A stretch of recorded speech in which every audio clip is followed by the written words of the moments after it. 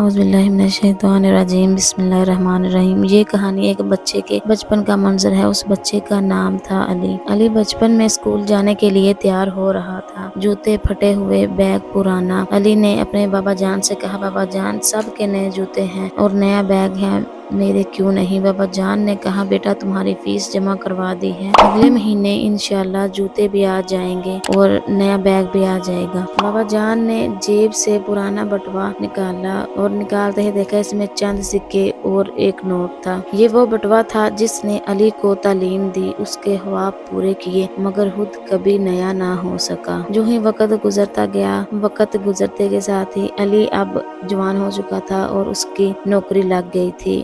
اس کی نوکری شہر میں لگی تھی اور جب اس کی نوکری لگی تھوڑے ہی وقت بعد علی کے بابا نے اس کی شادی کر دی۔ علی کا بابا اس کے ساتھ شہر میں اس کے فلیٹ میں رہتا تھا۔ وقت گزرتا گیا، کچھ وقت کے بعد علی کی بیوی نے علی سے کہا، علی اب تمہارے بابا جان بہت بوڑھے ہو گئے ہیں، کیوں نہ انہیں گاؤں ہی میں رہنے دیں؟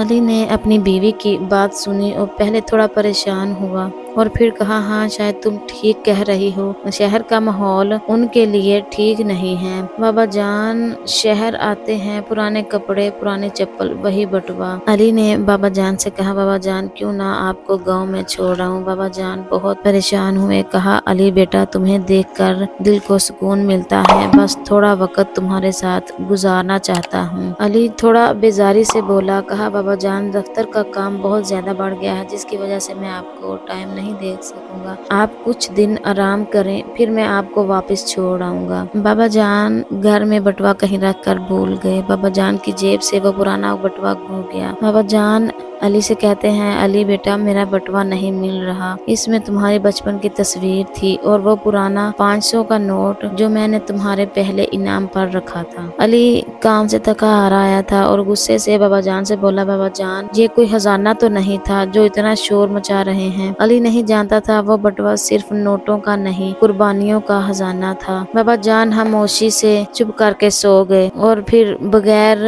علی کو اطلاع کیے گاؤں واپس چلے گئے۔ چند ماہ بعد علی کو فون آتا ہے کہ آپ کے والد انتقال کر گئے ہیں۔ علی اور اس کی بیوی جنازے پر پہنچتے ہیں۔ گاؤں میں خاموشی، صرف ایک بوڑھا شخص ایک پرانا بٹوا پکڑ کر علی کو دیتا ہے اور کہتا ہے، بیٹا کہ تمہارے بابا نے یہ بٹوا ہمیں دیا تھا کہ یہ بٹوا اس کے بیٹے کو دے دیں۔ جو ہی علی نے بٹوا کھولا، بٹوے سے ایک کاغذ نکلا جس میں لکھا ہوا تھا کہ بیٹا یہ بٹوا اب تمہارا ہے، شاید تمہیں میرے جانے کے بعد میری اہمیت کا اندازہ ہو جائے۔ علی رو رہا تھا، بٹوا کھولتا ہے اور ساتھ ہی اس کاغذ پر یہ بھی لکھا ہوا تھا کہ بیٹا باپ کبھی بوڑھا نہیں ہوتا، صرف خاموش ہو جاتا ہے جب اس کے بچے بڑے ہو جائیں۔ پیارے دوستو، قدر کریں ان ہاتھوں کی جو تمہارے لیے بٹوا حالی کرتے رہے، کیونکہ ایک دن وہ بٹوا بھی چلا جائے گا اور وہ ہاتھ بھی، اور پھر ان کے جانے کے بعد ان کی قدر کا اندازہ ہوگا۔